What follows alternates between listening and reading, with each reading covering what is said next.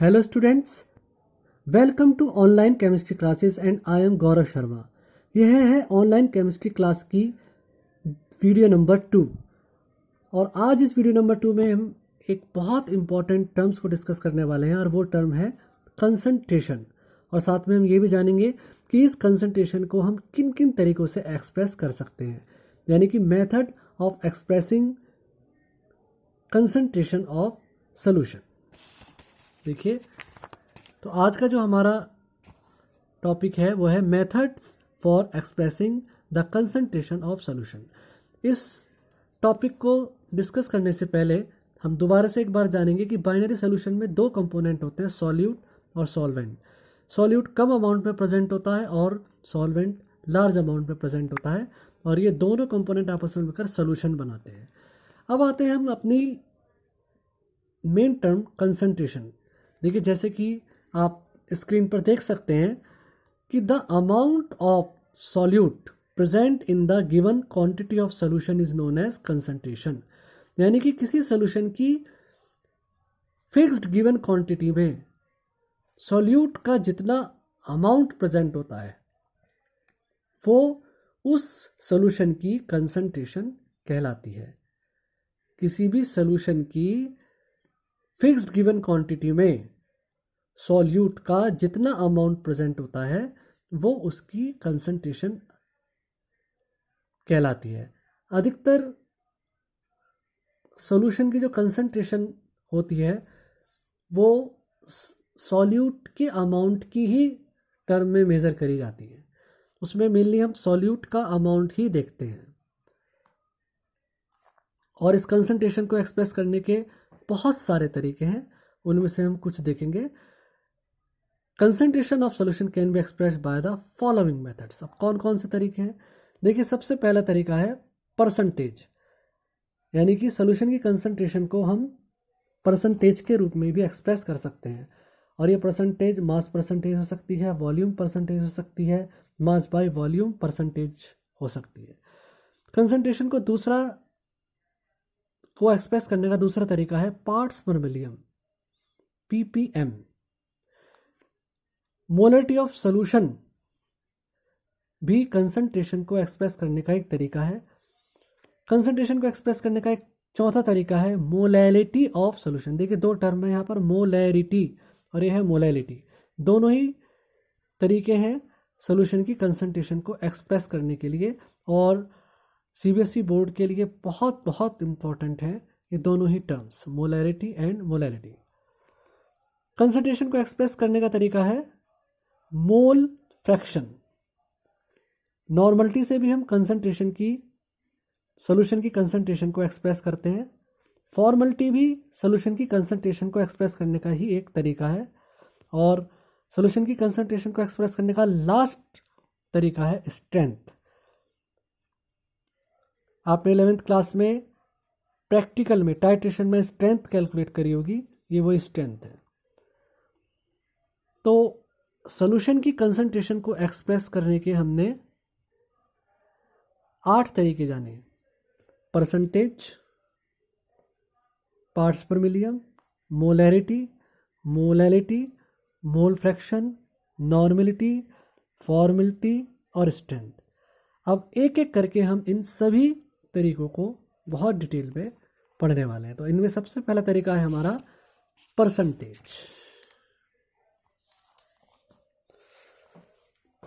देखिए, सॉल्यूशन की कंसंट्रेशन को हम परसेंटेज के रूप में भी लिख सकते हैं। एक बार फिर से हमें पता होना चाहिए कि सॉल्यूट में सॉल्वेंट मिलकर सॉल्यूशन बनता है। अब परसेंटेज को समझने के लिए हमने सॉल्यूट को कंपोनेंट ए मान लिया और सॉल्वेंट को कंपोनेंट बी मान लिया, और साथ में ये भी माना कि सॉल्यूट का जो मास और वॉल्यूम है वो है Ma और Va, और जो सॉल्वेंट का जो मास और वॉल्यूम है वो है Mb और Vb। उस हिसाब से जो सॉल्यूशन का टोटल मास बन जाएगा वो बन जाएगा Ma और Mb, और जो सॉल्यूशन का टोटल वॉल्यूम है वो बन जाएगा Va प्लस Vb। सॉल्यूशन का जो टोटल मास है वो बन जाएगा Ma प्लस Mb, और जो सॉल्यूशन का टोटल वॉल्यूम है वो बन जाएगा Va प्लस Vb। तो जैसा कि हम अब डिस्कस कर रहे हैं कि सोल्यूशन की कंसंट्रेशन को परसेंटेज के रूप में किस तरह से एक्सप्रेस कर सकते हैं। और परसेंटेज भी फिर 3 तरीके से कैलकुलेट हो सकती है, मास परसेंटेज, वॉल्यूम परसेंटेज और मास बाय वॉल्यूम परसेंटेज। तो इनको हम 1 बाय 1 करके कैलकुलेट करना सीखेंगे। डियर स्टूडेंट, सबसे पहले हम सीखेंगे कि सोल्यूशन की कंसंट्रेशन को मास परसेंटेज के रूप में हम किस तरह से एक्सप्रेस कर सकते हैं। देखिए, जिस कंपोनेंट की हमें मास परसेंटेज निकालनी है उस कंपोनेंट के मास को टोटल मास से डिवाइड करके आप इस पूरे को 100 से मल्टीप्लाई कर दीजिए, तो ये जो फार्मूला बन जाएगा ये बन जाएगा मास परसेंटेज ऑफ कंपोनेंट का। लेकिन जो सोल्यूशन की जो कंसंट्रेशन होती है वो तो मास परसेंटेज ऑफ सोल्यूट की टर्म में ही एक्सप्रेस की जाती है, इसलिए मास परसेंटेज ऑफ सोल्यूट निकालने के लिए सोल्यूट के मास को, जिसको कि हमने एम ए माना है, डिवाइड कर देते हैं टोटल मास से, यानी कि M A plus M B से, और इस पूरे को मल्टीप्लाइड कर देते हैं 100 से। तो ये फार्मूला बन जाता है कंसंट्रेशन कैलकुलेशन का in terms of mass percentage of solute. Dear students, अब हम सीखेंगे कि वॉल्यूम परसेंटेज कैसे कैलकुलेट करी जाती है। देखिए, जिस सॉल्यूशन के जिस कंपोनेंट की वॉल्यूम परसेंटेज निकालनी हो उसका वॉल्यूम ऊपर रखिए और उसको डिवाइड कर दीजिए टोटल वॉल्यूम से, और इस पूरे को मल्टीप्लाइड कर दीजिए 100 से।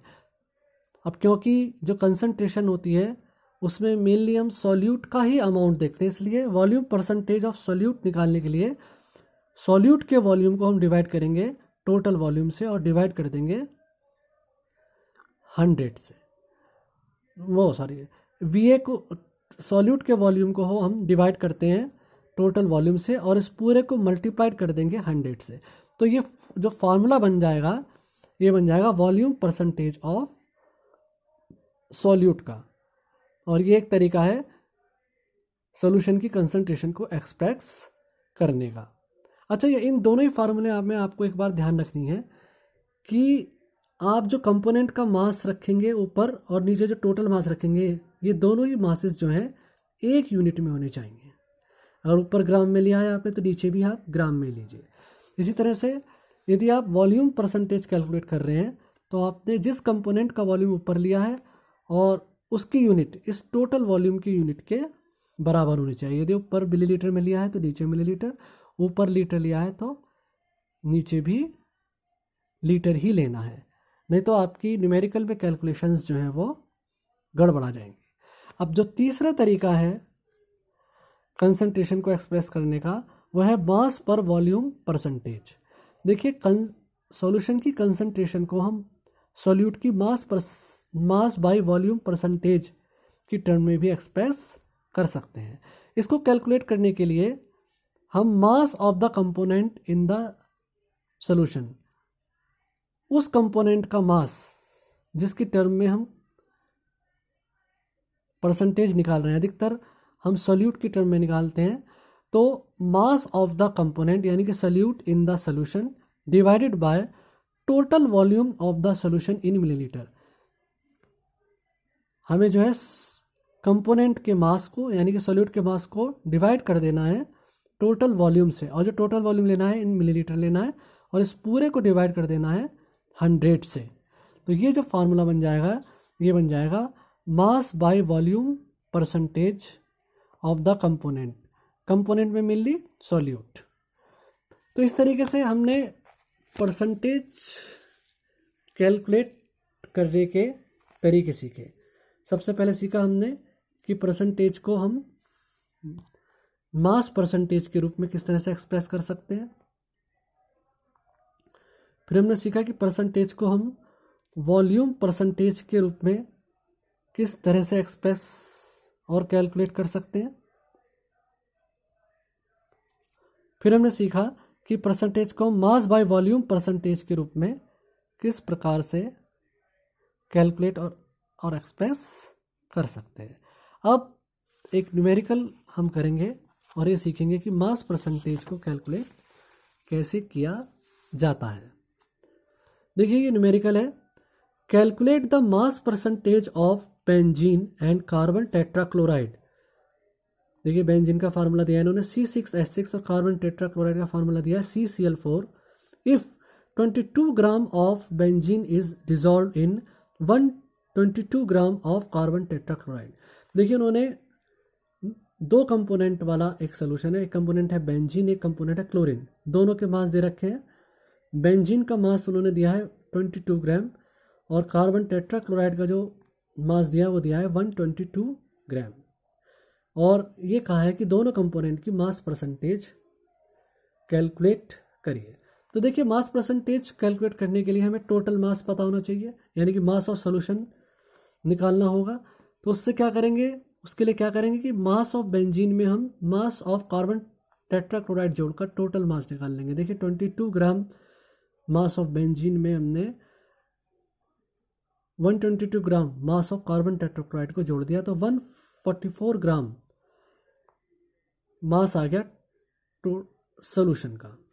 अब यदि हमें मास परसेंटेज बेंजीन की निकालनी है तो मास ऑफ बेंजीन ऊपर रखेंगे और उसे डिवाइड कर देंगे मास ऑफ सॉल्यूशन से, यानी कि टोटल मास से। तो 22 ग्राम को हमने डिवाइड कर दिया 144 से, 22 ग्राम को डिवाइड कर दिया हमने 144 ग्राम से और मल्टीप्लाइड कर दिया 100 से, तो 15.28% जो है वो आ गई बेंजीन की।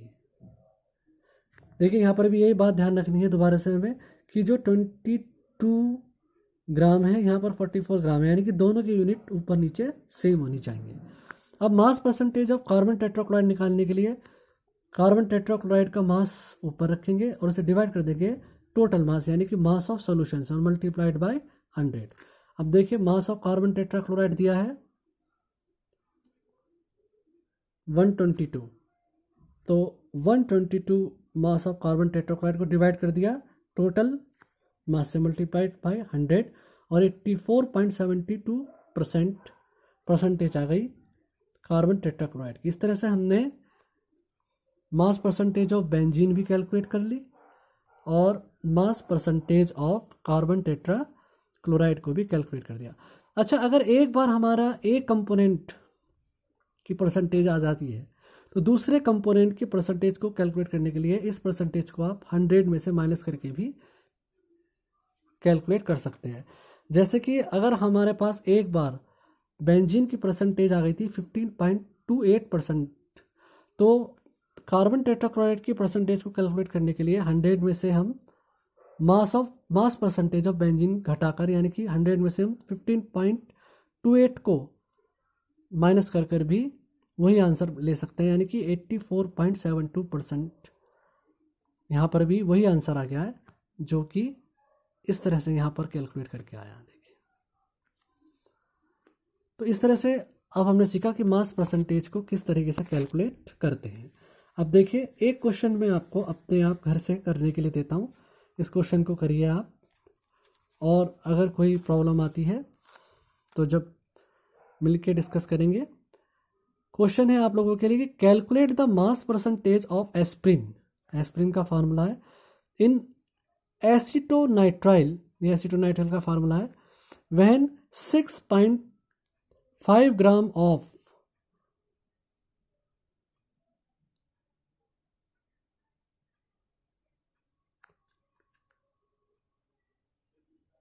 6.5 gram of aspirin is dissolve in 450 gram of acetonitrile. देखिए इसमें जो ये एस्प्रिन है इसका मास दे रखा है 6.5 ग्राम और जो एसीटोनाइट्राइल है इसका मास दे रखा है 450 ग्राम, और आपको एस्प्रिन की मास परसेंटेज कैलकुलेट करनी है। बहुत सिंपल न्यूमेरिकल है, आप इसको करिएगा। नेक्स्ट टॉपिक के लिए हम मिलेंगे नेक्स्ट वीडियो में। Till then have a nice day.